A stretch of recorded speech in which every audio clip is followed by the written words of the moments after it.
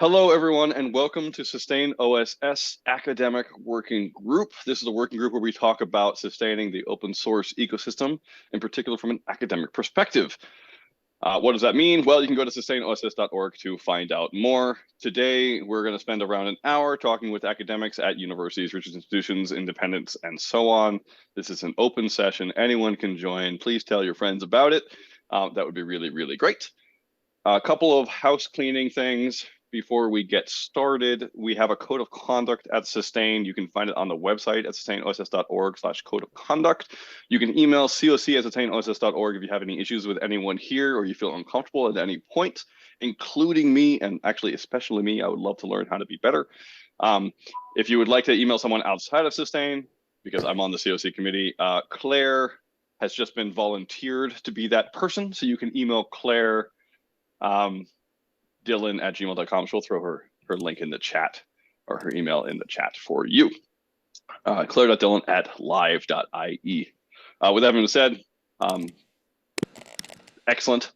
I think there's something else I always say here. I can't remember what it is. There are a lot of us today, which is excellent. It seems like the Eventbrite was a fairly easy way for people to actually sign up and to share this. So I'm probably going to keep doing that because there's more of you than normal. But because there's more of you than normal, what we're not going to do today is go around and say your name, your affiliation, and what your favorite pet is. If you would like to add those things in the chat, you can do so. Thank you. That is the other thing, Stephanie. I will add that. So in the chat, type your name, your affiliation, and why don't you type the book that you're reading now? Any book on any topic. And that's just a fun way to see who else is here. If you're not reading any books, The Tao of Pooh is a good suggestion to just throw in there. So that's something we can do in the chat where we can share with each other. Chatham House rules is something I do often say at the beginning of calls like this, because there are many calls I facilitate where we don't share things outside of that call. This call, because it is recorded and because it's going on YouTube and because I'll probably read the comments out at times, is not under Chatham House rules. That means everything that you said can and will be used against you in the court of socialization everywhere else. So basically, don't say anything that you don't want to be quoted. That having been said, listeners, audience members, all of you, if you want to quote someone directly, it's still good etiquette to ask them. Hey, I saw you said this. It's really nice. Can I put it on Mastodon or Blue Sky? I think it's a totally legitimate thing to do, and we should all encourage that all the time. So that's one thing I would say. Now, what are we going to talk about today? Well, we have Artisan Smith, whose name I just tried to pronounce correctly, but he also goes by Arfin in English because he's lived a long time and he knows that it's really hard for English speakers to bother. Artisan Smith is working at GitHub, but he's also the editor-in-chief, and I believe one of the co-founders, you can give your details in a second, of JOSS, the Journal of Open Source Science, or possibly software. Software. He's going to be talking about JOSS and its history and what's going on. Just to give a tiny bit of context, this is not us hot seating JOSS and saying it's not sustainable, how can we fix it? Because that's kind of not a fun conversation.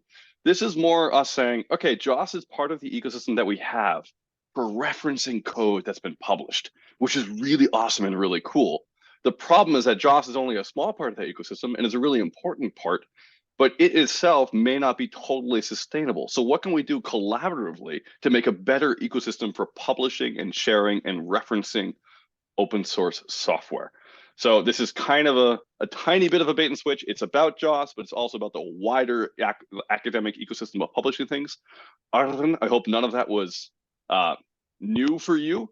I think I had described that before. Excellent, just making sure. And I apologize that me rolling my R's means too much frication, which means I just messed up your name again.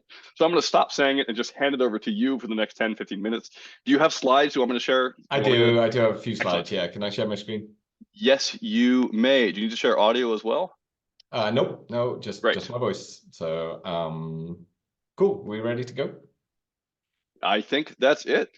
Go straight ahead. So if anyone else has any questions, folks can see my screen. Yes, we can see your screen.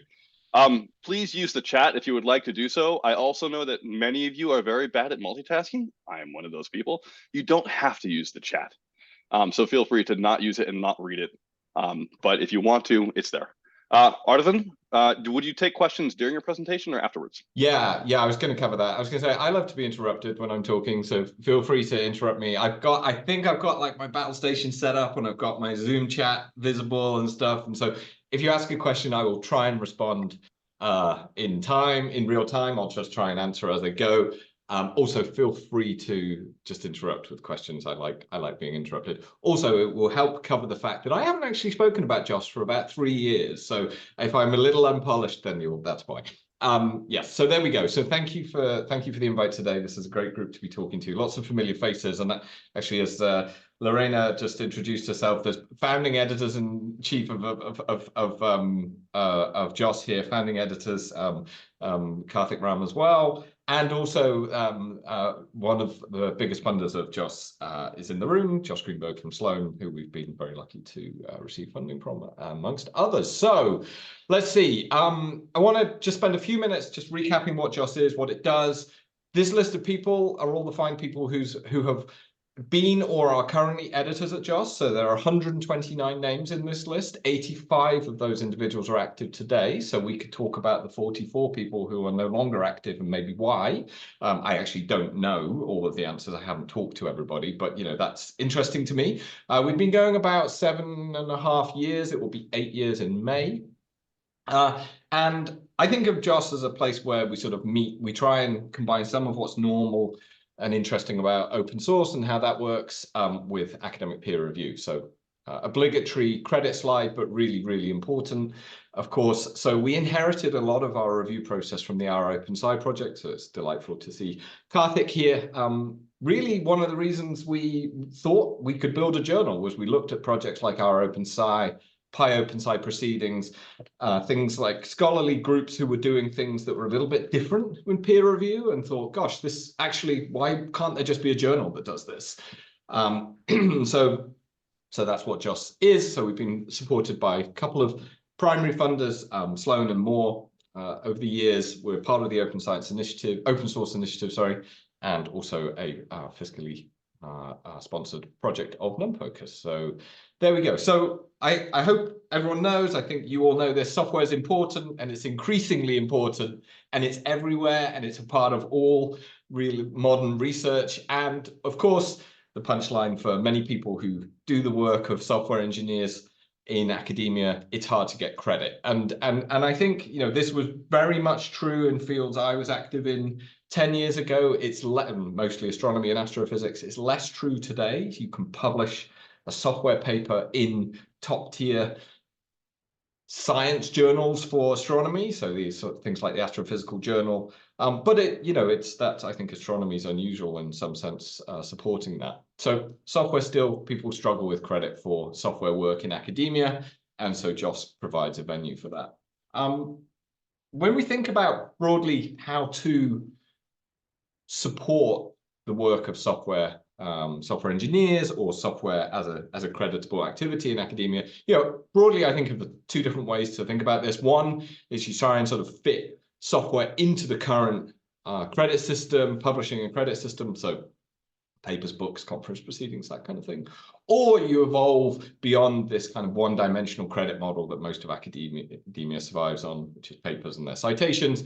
And sort of TLDR is, of course, we'd like to do two, but it's really hard and it's a long struggle, and I've worked on this problem too. So let's start with one. And so really we think of JOSS as this idea, well, what if we just embraced this hack, which is, sorry, got my slides a bit wrong. What if we just wrote papers about software and made it super, super easy? So, papers about software are good because it gives us something that we can cite and that people recognize as a sort of unit of publishing, and therefore things that can get credited. And we don't have to change anything about the existing scholarly infrastructure. And you could argue that publishing papers about software in front of the rest of the other papers in a community is actually good. It raises the profile of software. So I think you can make arguments that software papers are good on many fronts. I'm not going to go into why they're bad. We could talk about that. But really, I consider it a hack. You're putting software into a thing that wasn't designed to support software, That is a paper that typically describes results and novel research outputs. And I think it's a hack, but JOSS is about embracing that hack and making it as easy as possible. So we call ourselves a developer-friendly journal.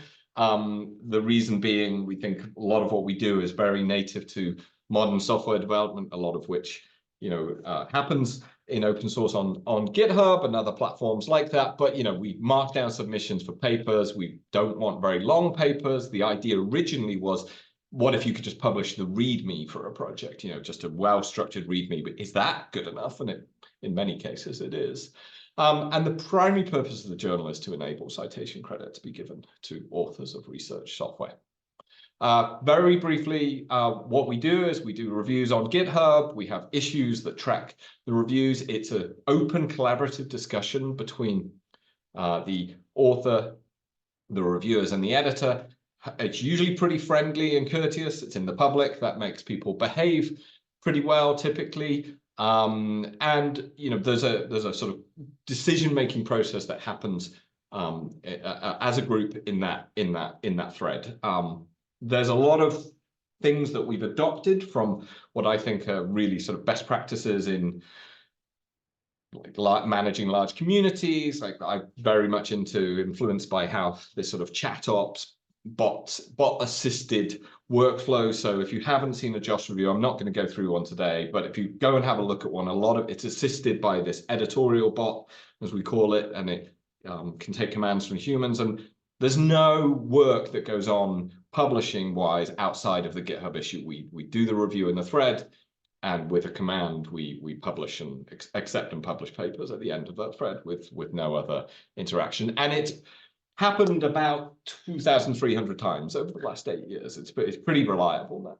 And as I mentioned before, papers are written in Markdown and compiled to a bunch of other formats. So if you're aware of this idea of single source publishing, we are, I think, a single source publisher. The single source of truth is that Markdown document. This is a brief schematic of what it looks like. You can check out our docs if you're interested in that. So yeah, it ends up that papers are just on a website. You can see how long ago I took the screenshot when we had 720 papers. That number is now about 2,300. It's a very simple submission form. Most people, we get about, I want to say we get about 10, 15 submissions a week. We're quite busy. And we do a lot of work to scale and grow an editorial team. So I want to talk a little bit about why I think this is sort of open source meeting peer review, and then I want to spend some time talking about problems, challenges and opportunities, should we say, in our space. So, I think of, yes, Lorena, two a day. It's really that bad. It's more than it used to be. So, when you think about sort of what we mean, what we're trying to emulate in open source, I think there's two broad things. One is this idea of open collaboration. So probably telling everybody things they know here, but of course, open source is a license, is about a right to use, modify, and share, and there's nothing in the open source kind of licenses about a right to contribute. And so Carl Fogel, who I like his writing on this idea of open collaborations, talks about, can we build these places where projects are receptive to contributions of code and documentation discussions from anyone who shows competent interest. I think this is a rather nice idea, open collaborations. And really, when building JOSS, we were trying to think about what if we had a journal that was followed some of these same ideals. And there's lots of people have written about this. This is probably a fairly old article now, but people have broadly talked about what it means to build and sustain these open collaborations. The Node.js community was very early on some of these ideas of what it meant, and it broadly breaks down into three different things. Create more users through education, incredibly liberal contribution policies. I think many of these projects, if you'd had a single pull request merge, you effectively had rights to merge future pull requests. It's all in Git. If it's on GitHub, certainly you can reverse out of changes you don't like, and work on sort of participatory governance as well. People have written about the sort of funnel that you're trying to create here. This is an article from Mike McQuaid about, or a picture from one of his articles about, sort of growing users into contributors and then maybe ultimately maintainers. And I think for JOSS, maybe it's something like this. Maybe we have a contributor flow that looks like this. You know, reviewers can become authors and who eventually may become editors, or maybe it's actually this way around. I'm actually not really sure. We haven't really tried to measure this, but we certainly do. Editors typically come from either experienced reviewer pool or people who've been authors and who really sort of delight in the process and really want to support the way that we work. So, you know, this evolution in many ways feels natural, and it's something I think we're not really proactively trying to make, graduate reviewers to editors, but it does happen. And in fact, we just had an editor call relatively recently, and many of the people who are joining are quite experienced reviewers and authors. I just want to close. I've just got a couple more slides on some thoughts about, I think, challenges we're facing around sustainability and some of the things that makes it hard just to be an editor at JOSS. I don't think we have a sustainability problem on submissions. We are busy. We could be busier. We've leveled off at about something like 400 or 500 papers a year. We reject about a quarter of submissions, and it's somewhere during the process. But so we're not looking for more submissions. One of the challenges we have is sustaining the editorial team. I think that's the biggest problem we have. And so many of the things that we are facing as a team are around sort of scaling human processes. So here are some of the things that I think are important about JOSS. The first, as compared to another editorial system in a journal that doesn't operate like JOSS, is there's no privileged information in the system. This is good in the sense that authors and reviewers can talk to each other, and that you can just have, the review can sometimes just happen. It's conversational, iterative, it just happens in the thread, and the editor almost is just kind of sitting by watching. That sounds very nice. Of course, that doesn't always happen that way, and sometimes reviewers and authors don't get on in a thread, and editors have to do work and steer that conversation. But it's good, it's open. The editor doesn't have to be the broker of information between the reviewers and the authors. The bad part of that is if a review comes in at midnight, your local time, and then the author sees that, the most excited person in the review typically is the author. So if they see a review come in, you may literally an hour later have a message from the reviewer saying, hey, what's next? What are we doing next? This sounds cool. I think my paper's really, like it's usually raw excitement and energy, but it can be very stressful as an editor to, and in a closed system, you could sit on that message from that reviewer for a week, 2 weeks, 2 months. There'd be the author wouldn't know that the review had come in. And so it produces increased pressure on the author to be responsive, take action when there's work for them to do. So this, I think it can place very high demand. So that's about setting expectation. And what is a reasonable sort of time to respond as an editor in a session, in a thread like that. So this is also related to, I think in some sense, editors are maintainers of JOSS in some sense, but I think there's some big differences. One is, I certainly projects that I've maintained, there's a fairly low bar. You've got some responsibilities to the project, but you don't, I've not worked on projects big enough where maintainers sort of compare how much each is working, and people get cranky if some people are doing way more than the others. Whereas we have editors who edit like crazy and some who do hardly anything. Now, both of those get to call themselves editors at the journal. Maybe this is just like open source, I'm not sure, but I've just not worked on any open source projects that are particularly large. But there are, the load is not evenly distributed, and that can lead to burnout of the best editors. These are, and so maybe it is just like open source, as I say it, actually. But anyway, so that's a problem. And also, as an editor, you actually have a unique responsibility to the paper that you're editing, and if you abandon it, that causes serious problems for other people around you, because editing is like maintaining, but there's a service level agreement that isn't, that is not written down in a formal way. Maybe we should, but when people publish in a journal, they see it as they see you as an entity where they are getting a service from you, and they are publishing this artifact with you. And if you're slow, or they have some kind of complaint in how, this is authors typically, and how the process is going, people kind of think of it as a journal. You're just a journal, right? And you're like, well, no, actually, we're a bunch of volunteers and we're all donating our time, and just chill out. And so we don't want to scale the project by employing people. That would dramatically change the cost profile of running JOSS. And I'll just show a slide about that in a second. And so I think there's something weird about running a journal like this, where people think of publishing as something typically that maybe paying for, or there's money involved somewhere. There is this sort of implicit service level agreement with authors that can be very hard to maintain. And I think that's a continual thing for us to work on.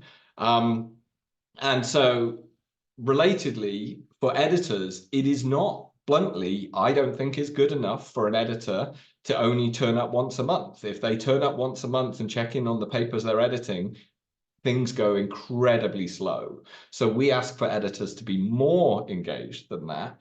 But you're saying it's volunteering, but it's really a job. And so that feels a bit weird. So I don't know. So I'll answer your question in a second, Richard, actually. So we have a slide about cost model. We could maybe fix some of this by employing people, but it would wildly change the operating model for JOSS, and I don't think it's something we want to entertain. So thank you. I will stop there, and I will answer Richard's question, which was, what tools do we provide? Yeah, so we have quite a lot of editorial tooling, like to manage submissions, so you can really easily see your submissions. We don't, and we have detailed documentation that we share with editors. And honestly, the onboarding calls that we do today are really about what our expectations are for being an editor at the journal, and what we think it means to be a successful editors. And so, but it's hard. It's really hard to explain the role to people. I don't think they understand it till they do it. And some people thrive and some people do not. And that's hard. I'll stop there. Artisan, thank you so much. That was excellent. That was a really, really useful presentation. Listeners, I put some things in the chat. You can also add stuff in the chat. Artisan, when responding to a question in the chat, could you read it aloud? Because otherwise on the YouTube, there isn't there. So the question I asked was actually different than the one you answered. The question was, what tools do you provide to the editors and reviewers so that they can set expectations with people who are really excited? How do you make it easier for them to say, no, I'm sorry, you're going to have to deal with 3 weeks while I just think about maybe other things? Do you make that easy for them? Yeah, it's a great question. We actually don't. What we do is we have, I think somewhere in our docs, and you're reminding me I should go check this, but I'm pretty sure there's some language about how often what's reasonable to expect in terms of a response time from an editor. And I want to say we've said going longer than a week without knowing what's happening is about our bar. More often than not, this is policed by the editors-in-chief of the track. So we have many people who we have tracks, and we run, we'll see a submission has effectively gone stale because the editor has gone off and is busy and having a life. And, again, I want to reinforce, I support people having a work-life balance, and I see Kyle's here as well. We've got many JOSS people here today. We want people to feel like the role is sustainable, but it's also, there's this sort of collection of individuals and relationships there. So if an editor just disappears for a month and doesn't tell anybody they're going away for a month, then that's just incredibly disruptive to the process, because now we're sort of looking around going, well, there's a review here, it's happening, where's the editor, not sure, who knows, like it can be, so it's all about sort of status and where what are you available, not available, where are you right now. It's completely fine to take time away, but it's one of these things that at the scale we're at and the sort of level of service I think we want to deliver. And I mean, we could try and slow everything down, but I'm not sure that would change much, honestly. That everyone has sort of a tacit, implicit commitment to sort of keeping the submissions moving, which is, again, it just feels it's a weird volunteering role because it really is work, or it feels like work. I think Lorena has a question next. Everyone else, I have so many questions I would happily sit here and talk all week. So if you have any, please either put them in the chat or raise your hand. Lorena, do you want to say your question? Sure. I was bringing up the point that a great fraction of regular journals function in the same way with purely volunteer labor for both reviewing and editing. And the editing job, especially for the senior editors, is very large in my experience. And so is there a difference? Yeah, maybe not. I think not, probably. I've never edited for anything other than JOSS, so I can't speak to those. But I know, Lorena, you were very active been very active in many journals. So I stepped down from the editorial board of JOSS, as you know, under a case of extreme burnout. And I've just stepped down from my role as editor-in-chief of Computing and Science and Engineering, an IEEE publication, with what I would call a power of 2 level of burnout from that job. So it is a systemic problem, I think. In any case, after experiencing both worlds, I prefer the world of JOSS. I came out of the other experience feeling like a sucker for having given so much of myself to that system. Whereas coming out of JOSS, I have nostalgic reminiscence and proudly proclaim my role of in early JOSS and somehow miss it, even though the job was hard. So the systemic problem, I think, is at play, and the JOSS model is closer to the ideal than everything else out there.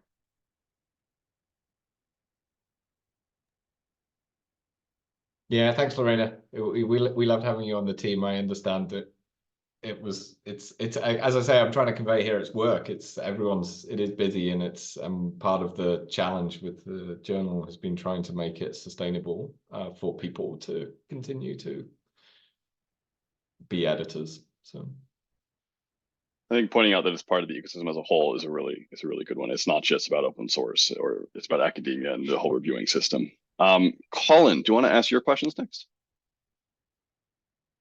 Sure. Yeah. So I posted actually 2 questions in the chat. The first one was, I was just curious, like, what the general criteria is for acceptance or rejection for JOSS papers. And then should I wait for the follow-up question, or do you want me to ask it? I can answer that.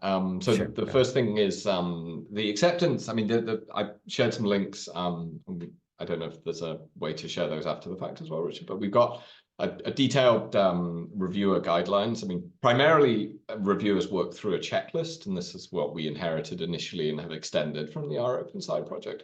There's sort of, some of them are sort of health checks for the project. You know, it says it's open source. Does it have a license? What are the sort of a few what I would consider fairly fairly straightforward checks, and then there are some more subjective and more challenging tasks, which are around sort of verifying the functionality of the software, and can you test it, and or a bunch of checks. I think there's about 25 checklist items to work through, and for each of those in our docs there's guidelines for the reviewer. So good passing, review passing, okay, which would be sort of acceptable level of meeting the criteria, and then not acceptable. And so the guidelines are there for the reviewer to work through, and a lot of what the editor might do is talk to a reviewer if they're asking, I'm not sure about this point, and can you help me interpret your guidelines here? So there's the checklist and the review and the guidelines there. And then there's also scope. And so some things don't get accepted because they don't even go out for review, or they get deemed out of scope during the review. So we also do have a guideline for what we review as a journal. And that's a thing that has evolved over the years, but it's fairly stable now. Thanks. And then the second question was,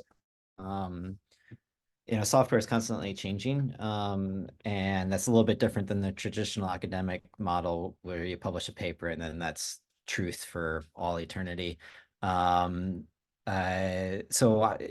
are the papers supposed to be living papers where they can be updated as the software is updated, or is it more that authors just submit new papers every, I don't know, few years or so as the code changes? It's the latter. We, I think, have had follow-up submissions, probably 3 or 4 different software packages at this point. Not many. It's not common. I think living papers are cool, and I think I'm not averse to them. I think I can tell you why I haven't investigated them actively is it sounds really hard to implement technically. So like part of what we do is just we're trying to run a simple editorial system. We built all of our own software that we use to operate the journal, and living papers sounds hard for humans and hard for tech. And I'm not sure it's substantially better than a second follow-up paper if you've got a major release of software, basically, I think. But I'm supportive of that movement. I'm not like morally against it, but it sounds complicated, and I don't think it's urgent. So I think that's where I'm at on living papers. Okay, thanks. Björn Brems has a really awesome article that just came out, I think in Nature, but maybe somewhere else, about the whole journal system as a whole and how to get over it. I don't know if you're familiar with him. I'll drop a link in when I can find it. Thank you, Colin, for those questions. Daniel, do you want to ask your question and anything else in case that's a bit small?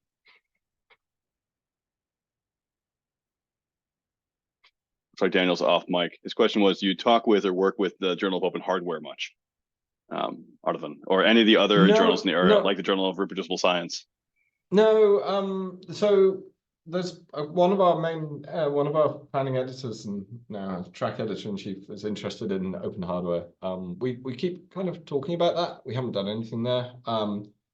As in talking to other journals, if I end up at a conference and there's people who run journals, I'm interested in talking with them, but I don't actively go looking for conversation. I mean, I don't think we do, as editors, people do end up in conversations, but we're not, I don't think we're, I'll say, well, actually, I'm fluffing this. I think I am less engaged today, and this is more a comment about how much time I spend on my day job, which isn't JOSS. I have less time today to think about the sort of meta point about what we're doing, and which is we're sort of truly advancing scholarly publishing infrastructure and doing new and exciting things. But most of my time for JOSS is spent editing and publishing papers, and I have almost no time to think and step back and think about what we're doing, and that's horrible, but that's just how it is. We're just so busy. And so, broader discussions and bigger community opportunities, I have basically no time to think about that. If somebody else wants to think about that with us, that would be fun.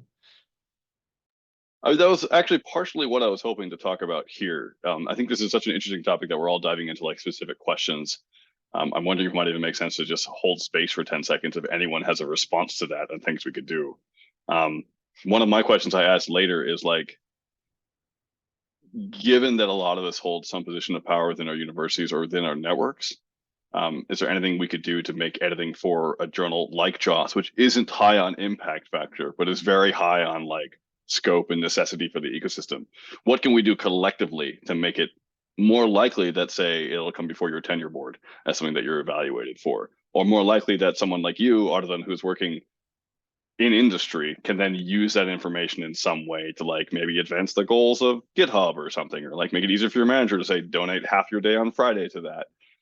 I don't know if we have any answers for that. If anyone has any, I would love to hear them. Well, I put it in the chat. Just to begin with, I don't have power in the university, but I am involved in some of the conversations around open science potentially being included in RPT processes. And I think that's probably, the pathway to make something like that happen, rather than focusing on a particular journal or a particular role. Because the RPT processes are complex and fraught and distributed, heterogeneous, so on and so forth.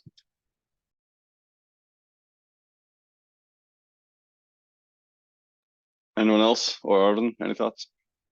Well, I'll share that when in my previous role at Space Telescope Science Institute in Baltimore, where I had I was sort of on a mini tenure there of 1 day a week research time that was paid for. I used that to edit and to work on JOSS, and was very well supported in that. I actually, when I arrived, I said, I am not going to write a single paper in my time here as an astronomer, but I will edit and run this journal. And people said, oh, that sounds good. So nobody complained, which is very nice, but I could imagine that would be very different in another institution. So.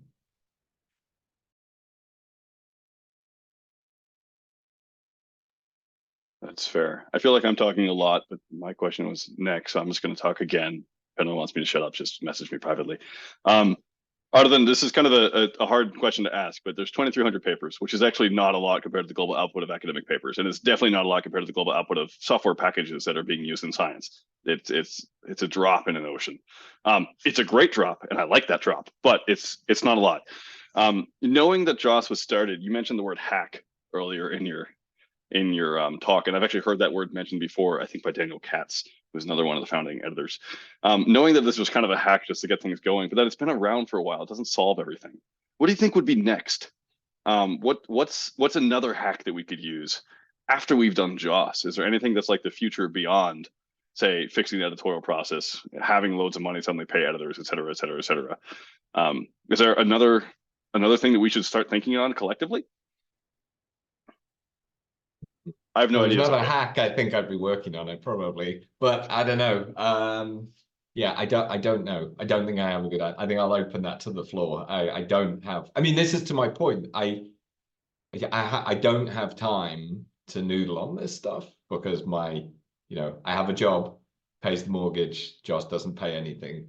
When I do JOSS, it's production, it's publishing, and it's a little sad that as a team we are. I think we're doing great work. We're doing good work, and I think it's a good, it's an 8-year hack going strong. But I would love to spend time thinking about that. I mean, there's stuff going on around computational artifacts. So I did for a while think about something related to the Journal of like Computational Methods or something, or open computation. So this idea, people get very interested in this idea of like reviewing notebooks and there being computer associated with it, and actually being able to share research computing environments, and that's interesting, but it is interesting to me, and people have asked JOSS to do that, and I've said no, that's way more than we can do in our current scope. But happy to chat with you about it. And there are some interesting journals out there that are trying that, but I think it's just a whole extra new thing. So I don't know. I'm coming up short on hacks. Would love to. Thanks, Said. Nice to see you again. Yeah, would love to hear ideas that people might have. I have a silly idea, which is probably dumb. Zenodo can link directly to GitHub instances and give them a DOI, if I remember correctly, which is great. And the whole thing we wanted was a citable object you can have in your paper. If JOSS is such a low impact journal, what about scrapping JOSS and just giving DOIs to packages altogether and skipping the whole idea of publishing a paper? Would that have an equal impact? Go ahead. Wait a minute, Richard. JOSS is not a low impact journal. Excellent. See, that's what I was ignorant about. It's not a low impact journal. They're very highly cited papers. It's true that the community hasn't come around to citing software properly, and many papers in JOSS deserve more citations than they have. But that's not the, and also it is a proper journal with a journal identity in the scholarly publishing ecosystem, whereas Zenodo does not have a journal identity in the scholarly publishing ecosystem. And it mints a DOI, but not all DOIs are created equal. Zenodo is a data site DOI, which is used for data sets. And JOSS is a cross-ref member, which has cross-ref DOIs, which make them they get absorbed into a different kind of indexing world, and JOSS papers appear in people's Google Scholars and so on, and they get absorbed into the journal system differently. So and also there's the review process. JOSS provides an infrastructure to carry out review. It was originally meant to provide credit for the authors of the software, but it has turned out to also add value through the peer review system, which turns out to increase the quality of the software more often than not. Amazing. Thank you. That answers that really easily. Kyle. Yeah, I mean, what I was going to say is essentially what Lorena just said, which is that I think, in the academic system, having that peer review is something that I think we're not going to get away. I mean, personally, I don't think we're going to get away from that. I know there's a lot of folks who believe in just, preprints or e-prints, and, the peer review is not always necessary, and that can be true. But people can already archive their software repositories on Zenodo and get a DOI. That's existed for years. That existed when we started JOSS. That I think has been around, but it's the quality, quality control is not the right word. I would say quality improvement, because we don't really reject things unless people are unwilling to make changes. So I think that peer review and improvement process, turning it into something that exists in the scholarly ecosystem, is what JOSS really uniquely provides. Even compared to some of the the copycat journals that Lorena mentioned, that don't actually do the same level, even though they might be owned by Elsevier, they don't necessarily do the same level of review that we do. I appreciate that answer. I've been rejected from JOSS for having a project that was too small in scope. So just saying, it happens. And I'm looking at you, Otter. Many very fine people have been rejected from JOSS. That's fine. Lauren Cullister has a question, which she's not in a position to talk, so I'm going to ask it aloud. I've heard from some editors at society journals that the universities used to give course releases or professional development funding or stipends for being an editor at a journal. That seems to be much less common these days, if it happens at all. What kind of relief or assistance would help your editors or reviewers? Sorry, I was reading the comments. What kind of help would help? What kind of relief would help editors? What kind of relief or assistance would help your editors or reviewers, such as is currently given to, say, some editors of journals by their institutions? Is there anything that you could think of that would help? I mean, I think it would be, I'll go back to what helped me, which was saying that my contribution as research scientist at an institution, editing was considered part of that. So that would be that sort of allowing for that to be editorial work, to be, at work that you do, and to receive time, being allowed to use your research time for that. I don't know about more generally though. I don't know, Kyle, do you have a response to that? Yeah, I mean, I think, for folks who, in academic positions for whom they have a certain percentage of their time, that's expected to go towards service to the community. I think just ensuring that this sort of service actually counts in the same way that being an, associate editor or an editor-in-chief of a domain kind of traditional journal, like that, people get credit for that in their annual reviews or tenure reviews or whatever. So as long as this also counts, and people can say, well, rather than being an editor-in-chief of that journal, I'm going to serve as an editor in JOSS, or whatever it might be. As long as that counts equivalently, then I think that would provide people the ability to focus on JOSS, for example. I mean, that's what I'm doing. I'm fortunate that the folks that I work with do acknowledge that, and it's seen as valuable in the same way. But I don't think that's true for everybody. Thank you. I have more questions. I'm going to hold the space for anyone else who wants to ask a question who hasn't asked one yet.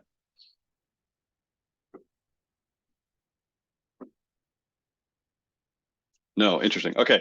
I know we've had a thing in the past few years where open science has been a lot more prevalent in funding documents and funding resources, Year of Open Science, et cetera, et cetera.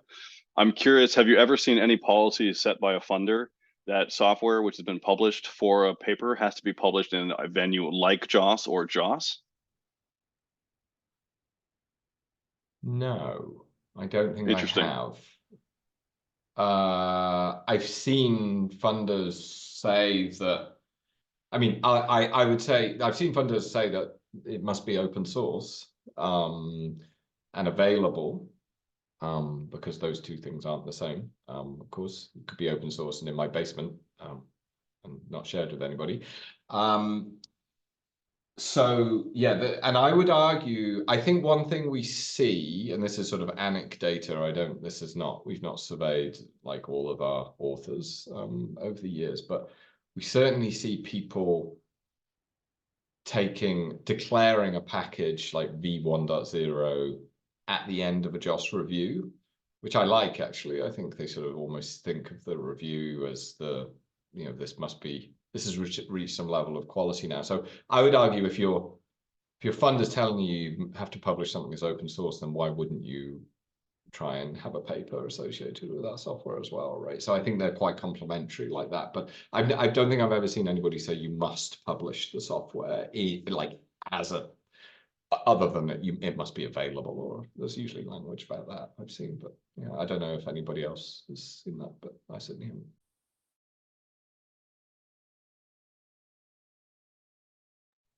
Kyle mentions that they've seen contributions from the DOE, which is really interesting. Yeah, I think when we first started, I feel like we had very limited national lab and sort of federal research group submissions. And when we did, we had strange issues with like the licenses they wanted to use, I seem to remember. But I've noticed, in the last couple of years, and I'm assuming there's some correlation to when DOE and some of the other, and really the whole federal government in the US made like this explicit open science, open sharing commitment. I think that was an administration sort of, they set that down. I know we've gotten a lot more submissions from the national labs than ever. It used to be their stuff was very closed actually, and that's changed quite a bit. And so they've had a lot of JOSS submissions. I don't know if that's just word of mouth, or if that's internally that's gotten around. I'm not totally sure, but. Are there any specifications in your reviewing process that should have, say, an article reproduced in Spanish? I know that there's a lot of journals that do that now in ornithology, where they just have two abstracts, one's in Spanish, one's in English. It's just doing anything in the Caribbean. I'm just curious about that. No, Okay. no, we don't. No, we don't. And in fact, fun fact, JOSS papers don't have abstracts, which causes problems. The whole paper is like it's like an extended abstract, right? So one of the challenges we had with integrating with the broader scholarly ecosystem is that people want our abstracts. You're like, no, we don't have them. Take the whole paper. Speaking of differences, when I was at Edinburgh, I set up an organization for undergraduate linguistics students to be able to talk to each other and give presentations as if they were professionals, as if they were graduate students. That's still going, which is kind of cool. And they have proceedings, which I helped set up. So there's proceedings of these basically like kid talks being like, hey, here's an essay I wrote and here's how I become an academic. Has JOSS had any copycats or spin-offs that are related to teaching undergrads or grad students how to publish their research by giving a venue for them to publish papers which are based on smaller things that are, say, out of scope for a normal JOSS journal, but would be excellent to teach younger people about how to submit their software as a journal? No, article. That's very cool though. But what we have got is spin-off journals. So we actually have multiple. So we have the Journal of Open Source Education, which is for, actually, Lorena, do you want to define what you would consider the scope of Jose's submissions? For the Journal of Open Source Education, the idea is to publish short papers that describe different kinds of scholarly objects of relevance to the open education ecosystem. They could be software to be used as educational infrastructure, like, for example, autograders, or they could be written out learning, open educational resources, learning materials. And the original intention was, in particular, materials that are use computation in some form in the in their field, in an applied field. Yeah, thanks, Lorena. And we also have the conference, Julia conference proceedings uses the same infrastructure as us, and the Rescience, one of the Rescience journals is in the process of moving to use the same tooling. Yeah. Kyle? Yeah, I just wanted to add, that we get a lot, JOSS gets a lot of submissions from students, the software submissions. I've taught a class at my university. I've taught like a term-long class on software development for research, and I've had a number of students submit packages, maybe not immediately, but after maybe a little bit more development. More recently, I've been part of some workshops funded actually by the Sloan Foundation. We just had a recent one, and one of the goals of that is for some of the participants to hopefully submit something ideally to JOSS. It doesn't have to be JOSS, but we had a workshop a couple years ago, and that definitely led to some JOSS submissions. These are grad students often, so yeah. So I think that we do get a lot of student submissions. Awesome. Yeah, I'm asking that largely because I would like to influence the future of the field, right? So it's pretty transparent. Thank you so much for taking the time today. Josh, you have a question? Yeah, if there's still time for one more question, it was just occurring to me. You mentioned earlier, and I've heard before, the analogy that JOSS editors are like maintainers. And given what we know about maintainer burnout, that's been a thread of discussion. Particularly given the framing as an academic journal, what are other things that you're thinking about how to, onboard, increase the sort of flow of new editors? Like, how do you think about, like, is there anything you haven't talked about that you're thinking about, or in that context? I mean, I'll say we do periodic calls for editors, 2 a year probably, and we get quite a lot of applications, probably 50 or 60. And it won't surprise anyone that the vast majority of submitters are people who look like me, and so we struggle with maintaining a diverse editorial team by just doing open calls. So we do ask editors to nominate colleagues who they think would be a good addition to the team, especially with a focus on maintaining a diverse team. So we have a mixture of kind of recruiting tactics. More generally, though, for a long while, I'll tell you what I'm doing less, Josh. I don't think I'm going to actually answer your question. I'm going to tell you what I don't think is a good idea. I used to think that great reviewers would make great editors, and I think now that's not true. It's different. A review you could take 6-8 weeks to do a review, and that would be fine. You can do it whenever you like. You can abandon it for a month. None of those things are true as an editor. Like, it's not good enough for us. And so we have had people come in who've been great reviewers who have bluntly, I think, failed as editors, or we failed them. There has been a failure somewhere, and so yeah, I'm becoming. I think all we can do now, I think we're as an editorial team, we have these tracks. We have many track editors in chief now. I think we're coming round to the opinion that we need to take much more seriously, or pay much more attention, that people onboard successfully as editors, and that we don't just we see how they get on and check in after 6 months. I think we need to check in after a month, and then a second month and a third month, and because there really is a ramp up. And I think it's probably not an insurmountable problem, but I think we do need to develop our muscle for ensuring that the people that we find become successful, because I think we've failed some editors in the past that have joined.